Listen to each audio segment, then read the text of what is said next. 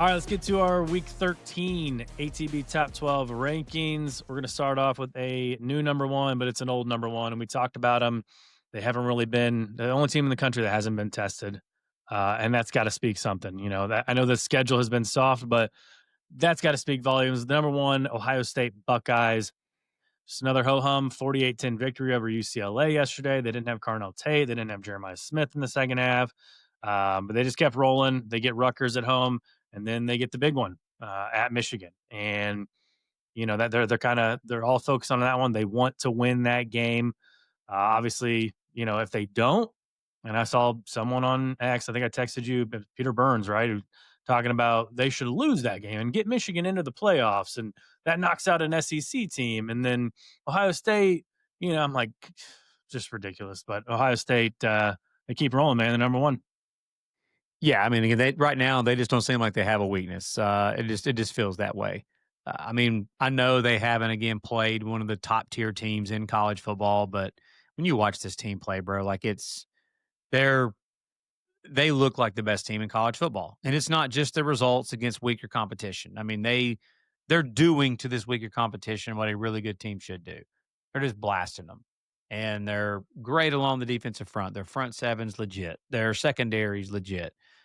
Their depth across about every single position, it seems like. I mean, they had Bo Jackson yesterday, running back, go for 112 yards at 7.5 a carry against UCLA. That just, okay, we don't have Jeremiah Smith for a half. We don't have Carnell Tate for a game. All right, so be it. We'll just take this one of our running backs, one of our, two or three or four backs that we've got, and we'll just run for 100-something yards against you instead.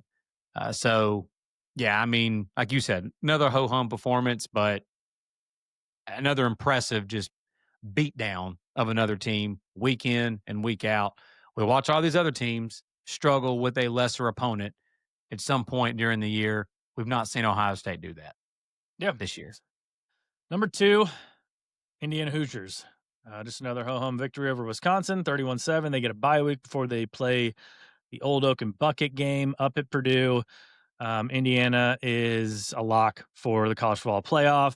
Yep. A team like Indiana, the program like Indiana would love to have a Big Ten championship too. So they're one of those teams that will be going for it with the number one team, Ohio State. But like we talked about, man, both those teams are 12-0. Like what does that Big Ten championship matter other than like you just have a Big Ten banner to hang? Like both teams 12-0 going into that game. I would seed them both 1-2, no matter the outcome of that game, and I would just whoever won will get the 1 seed, whoever loses get the 2 seed, right? Maybe. I think Unless A&M would go and unless A&M would be undefeated and go 13-0, then okay, they drop down to the 3 yeah, seed. yeah. I think that there's your answer. If A&M's undefeated going to the SEC championship and they beat, let's just say if it's Georgia, for example, and they beat 11-1 Georgia in that game in the Georgia Dome, in the Mercedes-Benz Dome, I think A&M would be the 2 seed in that scenario. But you're right. As far as college football playoff wise, I mean, really it only matters as far as seeding is concerned. But I think you hit the nail on the head in regards to Indiana.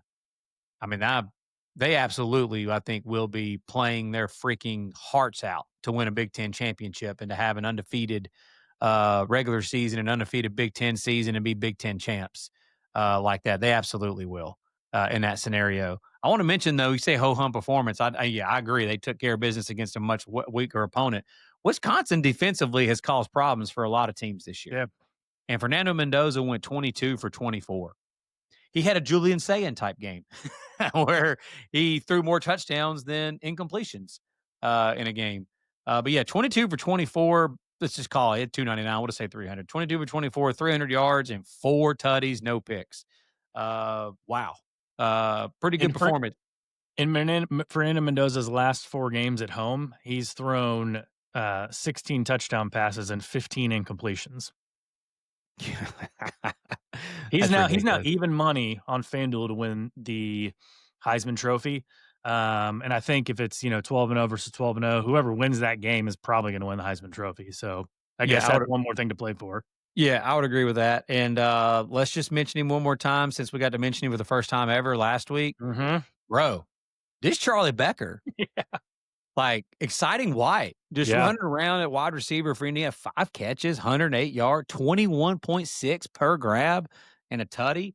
Come on now. That's another weapon now that Indiana's got when Elijah Surratt gets back, and Yeah. gets healthy. That's Yep. just another weapon that the Hoosiers have now that they've discovered, throughout this process. But, yeah, but, good job, Indiana, taking care of business there. Who we got at number 3?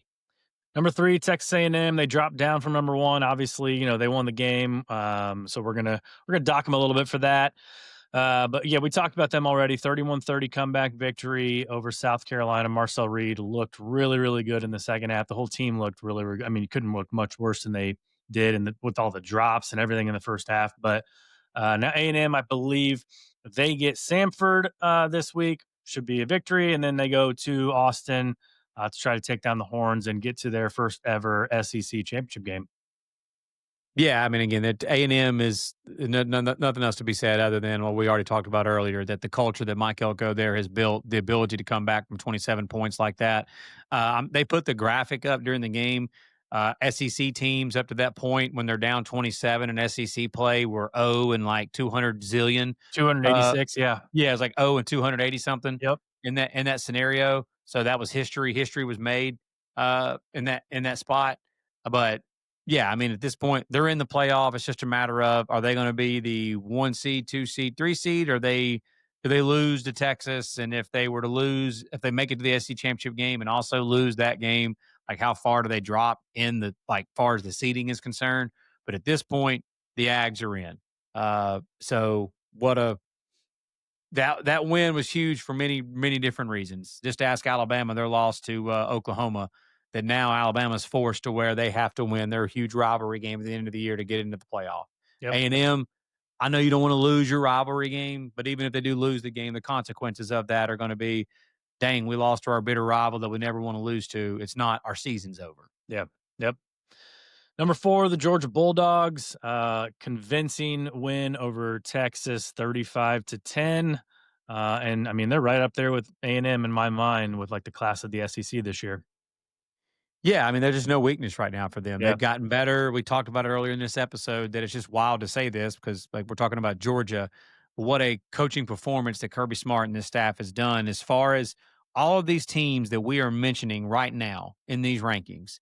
I don't think that there's a team that is more improved from earlier this year to right now. They don't have a weakness on offense right now. Not one. Not a single weakness. They can hit you from literally every different angle on their offense with their tight ends. They're elite. Wide receivers, they're elite. Running backs, they've got 2 or 3 that are running as good as anybody in the country right now. Gunnar Stockton is playing the quarterback position as well as you can play it. He won't get any talk about Heisman Trophy and whatnot, but that dude is absolutely running that the mean machine in red and black, running that machine of that offense as well as you could run it. He's got total command Yep. of that offense, confident. He's not turning the ball over. He's tough as nails. The Georgia defense continues to get better and better week in and week out. At this point, Georgia's just sitting back, and I know they've got their huge rivalry game with the Jackets coming up here in a couple of weeks in the Mercedes-Benz Dome. I mean, again, if they were to lose that game, it's just a matter of where do they fall in the playoff rankings at that point. They're going to still be in the playoffs. I believe they are a lock to get in now, no matter what. If they win that game, there's a chance that Georgia could not go to the SEC championship game and still possibly sit there and get a first round bye Yeah. in the playoff. Yeah. There is an opportunity for that to happen still with them. That would be, I think, Kirby Smart behind closed doors would be like, oh wait, so you're telling me I don't have to go play in the SEC championship and I still get a first round bye? Yeah. Like, come on now. Yeah. I'm sure he would sign up for that. Number 5, we got Texas Tech Red Raiders. And I mean, they just dominated UCF 48-9. That's exactly what they needed. Baron Morton only played late into the first half. Yep. So they were able to get him some rest. And if you don't think the Heisman Trophy matters to Texas Tech and the folks down there in Lubbock, take another look because Jacob Rodriguez obviously doing his thing on defense again, 9 tackles, 1 interception. And Joey McGuire was like, you know what? If it's going to be if it's an award just for quarterbacks, let's put him at quarterback at the 1-yard line and have him run in a touchdown. His first ever touchdown. They're they got the campaign in full force. We respect it. We don't really care about the Heisman, but hey, it would be really cool to see a guy like Jacob Rodriguez win the Heisman. I've always been of one that thinks that they should invite 5 people to the Heisman Trophy, no matter what. Like, that should be a thing where 5 players across all of college football should get recognition, go to New York and get recognition for being there. Whether the guy that's gonna go there at the 5th spot has any chance to win it at all is irrelevant. Like, this isn't a participation thing, it's just like, we have 5 people that we're gonna invite. And right now, if I was responsible for choosing 5 people to invite, Jacob Rodriguez would be the 5th that I would be inviting at this point. The year that he's had, like you said, the only difference is I know the jokes flying all over the internet. I think you even said it. He doesn't have a fake girlfriend, and he's not wearing a gold helmet with the Notre Dame Fighting Irish. Yeah. Is the only difference. I mean, his numbers are, if I'm not mistaken, are even better Yeah, than they're what right up there. Manti Yeah. Te'o put up Yep. that year for Notre Dame. Very impressive year what he's put up, and I actually am totally fine with it and love it that Joe McGuire is doing he's kind of the last few weeks shown us he's got a little pettiness to him. Yeah. Got a little Now, yeah, fire it's to coming him. out. He's willing to kind of poke the bear a little bit and talk a little He might get his trash. wish. He might get his wish on a couple of those things. He might. He might. I don't know if he wants that. Yeah. But the deal there about how he said after the game where, yeah, it just seems like it's only a quarterback award if you're not scoring touchdowns on offense that you can't be part of the Heisman Trophy gig. So we said, you know what? If we get close to the goal line, we're going to put him in at Wildcat quarterback. Yep. So show you that he can do that too. So yeah, but dominant performance for Guns Up, like you said, great for them that they're able to get Baron Morton some rest. They were able to get Griffiths some playing time. Is it Mitch? Not Mitch, is it? Yeah, Mitch Griffiths. Griffith. Yep. Yeah, it is Mitch Griffiths. Got him some playing time. He was 13 of 17, was efficient. Because again, there's a chance that Morton does get knocked out of one of these games here coming up. They're going to need him now that Will Hammond's not available. So Yeah. to get him some playing time, just like you said, I'll say perfect storm for Texas Tech in this game. It was perfect how it ended up working out for them. They get a bye week and then they go to Morgantown Oof. Saturday after Thanksgiving.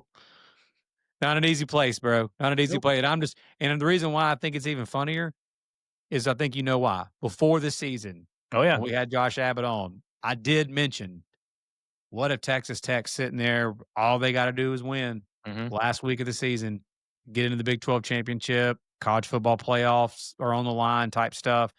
And then you look and see the last game of the year is in freaking Morgantown. Yep. That's not an easy place to play, man. Number 6, we got Ole Miss. All the drama and speculation surrounding that game yesterday. Ole Miss comes out with a 34-24 victory. They have moved into our locks portion. They got to 10-1 on the season. They get a bye week, then they get the Egg Bowl against Mississippi State. I think even if they would have dropped that one, it would just be a matter of where they're placed and probably on the road. But right now they're slated. They beat Mississippi State. They're going to host a game in Oxford, playoff game in Oxford, which would be wild scenes there for that fan base. Obviously, the talk is surrounding Lane Kiffin in Florida. And I mean, it just seems to be picking up more and more steam, even though he's not necessarily denying it, but he's not leaning into it. And I mean, can you blame him? You got a team on the cusp of the playoff here. It just kind of makes you wonder, okay, is there something in the back room that like they've already agreed to stuff, which again, in today's day and age where guys can transfer whatever, like he could bring his entire Ole Miss team to Florida next year. Like they're just wearing different uniforms. Like whatever. Yep. It's not like you know, it's not like he's leaving these, some players behind or whatever. So it's an interesting situation going on with Lane. I mean, it's always interesting with Lane, but right now it's especially interesting.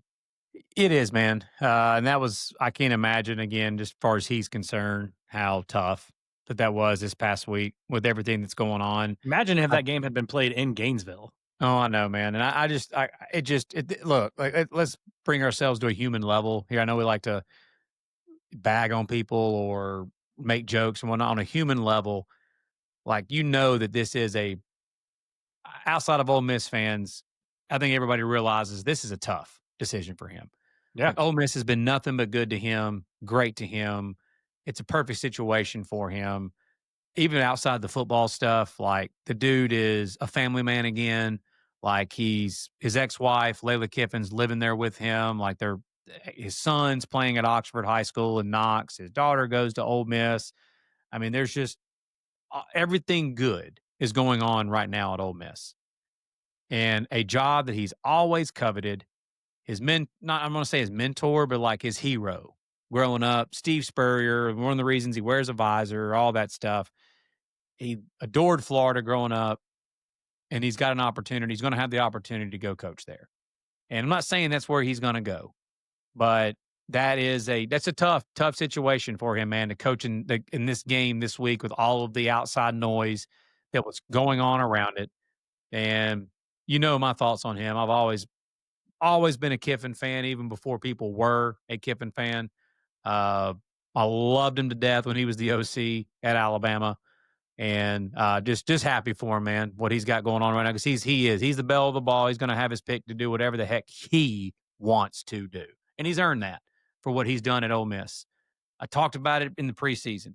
Ole Miss before he got there had, I think, they're not. I don't think I know their record for most wins in a season, I believe, was 10 wins before he got there. And I think he just did it for the third year in a row with that Yep. win Yep. last night. Just remarkable, man. It really is. And Florida gave him a scare. They showed up for a fight. That talented bunch that Florida does have, if they decide to turn it on and play, you can find yourselves in a dogfight real quick. And Ole Miss did last night, and they were able to come out with that win. I agree with you. The Rebs are a lock at this point to make the college football playoff. Dude, the playoffs are going to be really interesting, but it's going to be dude, that team with that coach, the offensive mind that he is, Mhm. and the staff that he's got around him there, giving that guy and that staff multiple weeks to prep for you in a playoff game, they are going to be a problem in a playoff game for any defense to have to work with and deal with as as good and as like overall as good as that team, the athletes they've got on the perimeter, the quarterback play, the running. I mean, dude, running back, everything with that offense. And then you got Kiffin and that group to be able to prepare for you like that for multiple weeks. They're going to be a problem in a college football playoff. Number 7, the Oklahoma Sooners. We had them 12th last week, moving all the way up to number 7. Really impressive win as 6.5-point dogs on the road in Tuscaloosa, breaking Alabama's 17-game home win streak. The offense did what they needed to do. Mateer, we talked about him, man, didn't force any turnover worthy plays. Like he wasn't like the gunslingers. Like I'm going to run the ball. He didn't put it in harm's way. Made some He had really good throws one. down the stretch. He had one where he put it right into Justin Jefferson, the Yeah. linebacker's hands, and they dropped it. Like I said, Yeah. he'll have one or two a game. Yeah. That was the only one that he had yesterday that was absolutely should have been a pick, and Alabama dropped it. But you're right. Overall, he played really well. Yep. Played fine. He played good Yep. enough. Yep. And so they control their own destiny right now, going up against Missouri and LSU, both in Norman. Number 8, we got Alabama, and they suffer another loss to Oklahoma in the month of November. So basically, it's pretty simple for Alabama. They take care of Mercer this week, obviously, and you take care of Auburn in 2 weeks, and you're probably in the SEC championship game. Um, for sure a lock to be in the college football playoff. And if you lose that game to Auburn, um, They're they're out. probably gonna be out for the second year in a row. And people are gonna have questions about Kalen DeBoer, and they're gonna look at it as the same thing happened last year. They collapsed in the month of November. So like you said, man, earlier in the episode, like they are that him and that coaching staff. These next 2 weeks are just going to be under an insane amount of pressure. Be the most pressure he's ever been in his life. Yep. And in his like football life. Yep. I don't know about as far as like obviously personal life, but yeah, in his football life, it'll be the most pressure that he has ever felt because of the stakes and the way that things just are there at Alabama and that rivalry with Alabama and Auburn with that fan base at Alabama. It'll be just unbelievable. The pressure meter will be as far to the right as it can possibly be. Pucker meter. Yeah, it is. It is absolutely all of it's there. Yeah. But good news is they're a better football team than Auburn. They are. Now that doesn't mean they're going to go win that game or whatever, but it's still They're the better football team, and there is they should go and take care of business in that game. That puts even more pressure on them. If they've got anything about them, they will go into Jordan-Hare Stadium and take care of business and win that football game, and they'll be in the college football playoffs. Yeah, I Uh, think the fact that they are more talented, that puts even more pressure on them. oh, agreed. Again, no, well, Yeah, I'm not saying there's nothing anybody can say to me at this point. Like, I don't care that there's gonna be some people that's gonna try to act like, "Well, there's no pressure." Just no. Everything pressure-wise, all of it is all on Alabama's shoulders. Every player, every coach, anybody that has anything to do with that football program. It is all on them. They created that with that loss and performance yesterday against Oklahoma. yep. And with that performance and that loss that they had first game of the year, that just no excuse of the way they played against Florida State. That is what they've created in this opportunity that they've got in the Iron Bowl. It will be for everything. That's what this game will be for. Number 9, we got the Oregon Ducks, the 9-1 Oregon Ducks. Obviously, they have, less losses. We just think Oklahoma's body work, Alabama's body work, the wins that they have are more impressive than really like the one win Iowa has at Iowa City. They took care of business Friday night, though, and obviously they got a big one coming up this week against USC. Yes, they do. I mean, again, you just hit the nail on the head. As far as the overall resume is concerned, really Oregon's win at Iowa is their only like really like impressive win. And I think that some people out there would try to knock that win and even act like that's Yeah, not that impressive. That now that Iowa has 4 losses. Uh, if you watched Iowa play yesterday against USC in that game, if you watched Iowa play against Oregon in their matchup in that game, Iowa's a good football team. And going into Iowa City in that scenario with that weather, just everything that was, the injuries that they had to their key players, I mean, multiple key players, especially on offense, that they had out in that game and still came away with a win. Very impressive win by the Ducks. I But don't think it'll shock me one bit. I don't think they'll do it, but it wouldn't shock me one bit if the committee kept Iowa in the top 25 after yesterday. Yeah, I don't think they will, but you're right. Like, it wouldn't Yeah, I mean, I wouldn't again, did you walk away from that USC game and think that that's not a good football team? I yeah, didn't. I didn't yeah, walk away feeling that way. But yep, eventually, far as they're concerned, you have to win, like, yep. some of these games eventually. Mhm. But the Ducks, they have a huge opportunity this week, being College game day, being in town, being the biggest game of the weekend. All eyes will be on the Ducks and in that matchup against USC. They get a win there, they will probably move up maybe in our rankings. But as far as the committee is concerned, they're probably going to have them somewhere around 6, if I had to guess, 6 or 7 this week Yep, in their rankings. So, but good. The Ducks have everything still. As long as I think, even if they go 10-2, they're probably going to be in the college football playoff. So if they win this week, they're all but a lock, no matter yep. what happens in the Washington game. Number 10, we got Notre Dame. Yeah, they beat the number 22 team on the road, and we dropped them a spot. That's just kind of, and don't be surprised on Tuesday night if they drop a spot because Oklahoma had the bigger win. And we'll talk about the AP poll here in a second, but we got Notre Dame at number 10. Obviously, dominant performance against Pitt. They get Syracuse and Stanford coming up. Not really much else to say about Notre Dame other than what we've already said a lot. So we'll move on to number 11. We got BYU, the Vampires. They did it once again. 44-13 victory at home against TCU. Never in doubt, just absolutely throttled them. And BYU is right there. I mean, them in Utah, the performances they put on yesterday, really making a case. If stuff happens, it breaks the right way, you could see 2 or 3 teams from the Big 12 get in. Yep, couldn't agree more. I stayed up and watched through the first 3.5, like by first 3 quarters of that game until it got just way out of hand. Yeah. And dude, they looked good last night, man. They looked so good. Hmm. All of the stuff that Kalani Sataki said leading into that game, the focus that that team had, the sense of urgency that they had. There was all the stuff they were saying pregame on ESPN about that leading into the game. All of that showed when you watched that game. There were some other teams that said that this past week, Alabama, that didn't show that type of just sense of urgency and attention to detail. And that's what BYU showed in that game. Just absolutely throttled TCU. Like, dude. just to look like a complete and utter mismatch. And TCU's got some athletes, and they've got a Yeah. good quarterback, and they look like they didn't belong on the field with BYU. Very, very, very impressive performance for the Cougs in Yep. that game. Number 12 to round out our top 12, we got the USC Trojans. I think we respect them more than the committee and the AP poll will. Yep. We got USC. We just outright impressive, going on the road, losing at Illinois and going on the road, losing at Notre Dame. Nothing to scoff at. They got a couple big wins against Michigan and Iowa. They got a really big opportunity in front of them against Oregon. We talked about that game already.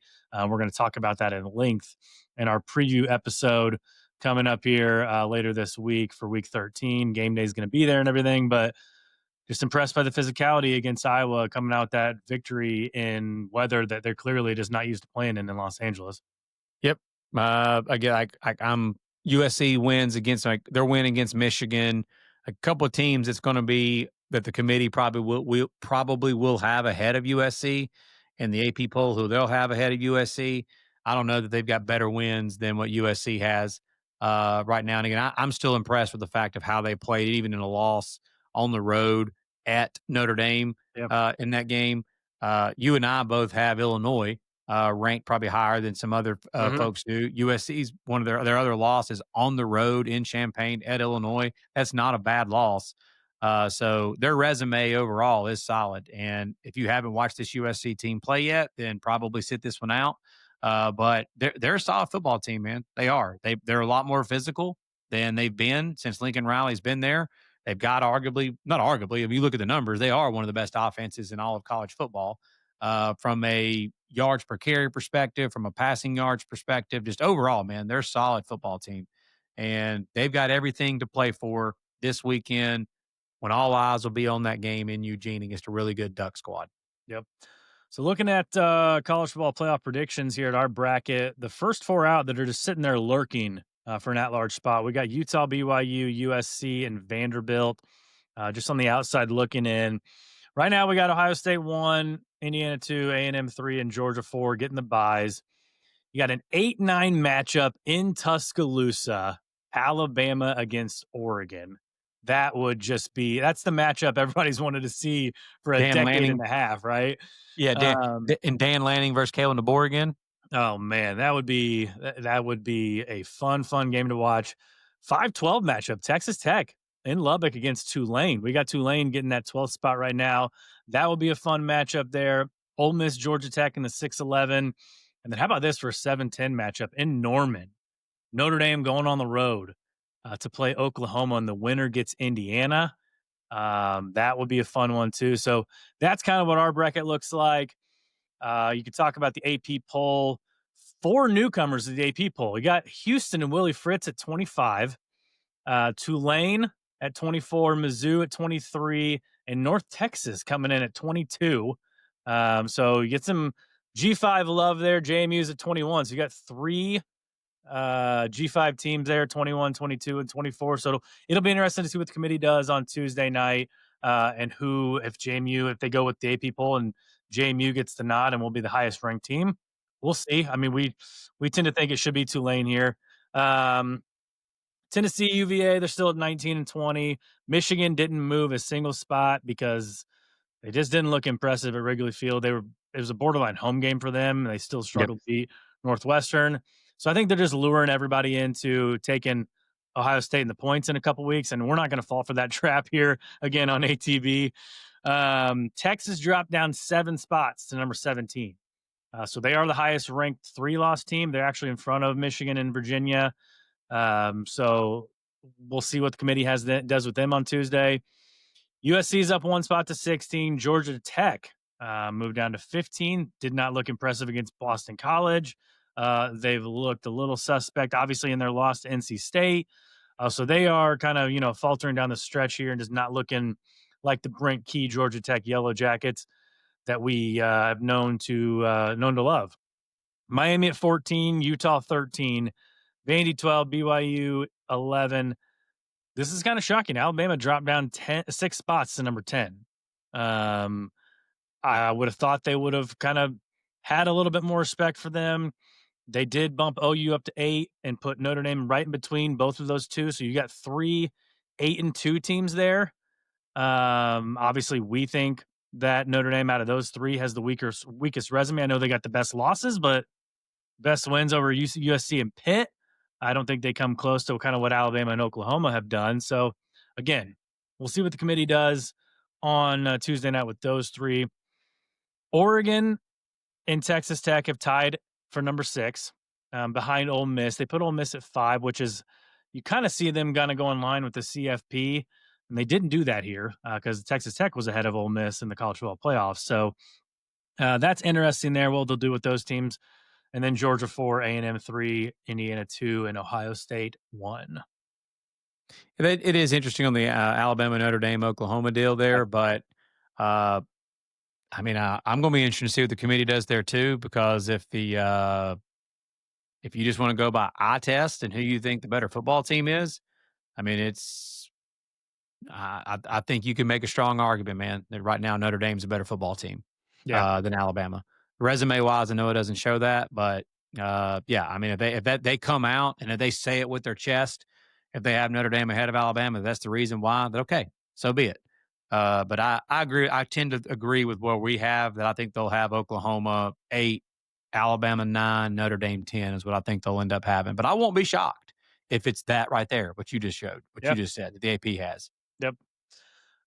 So we talked about college football playoff picture. Obviously, I think we've got locks on Ohio State, Indiana, Georgia, A&M, and Ole Miss. Yep. So that's 2 Big Ten, 3 SEC. I know I talked about Crane having Notre Dame. I don't know if I'm ready to put them there yet, assuming they're going to win the next 2.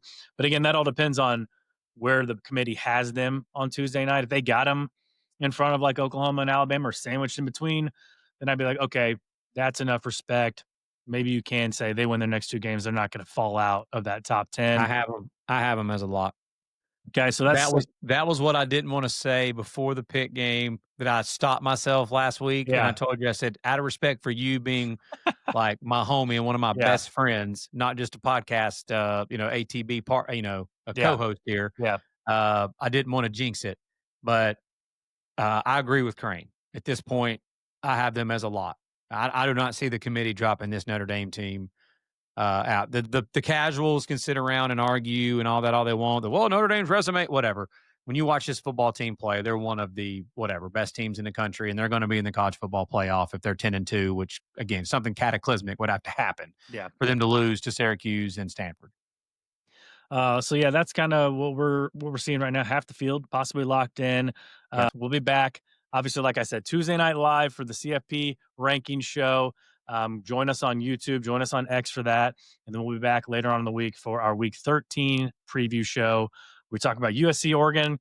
We're going to find some other games to talk about. I know it's the week that the SEC plays their FCS teams, and it's just kind of a little bit of a slower week there, but we'll find something to talk about. You guarantee that. So for Lance Barton, I'm Tyler Noe. Take care. Have a great rest of your day, and we will see you next time.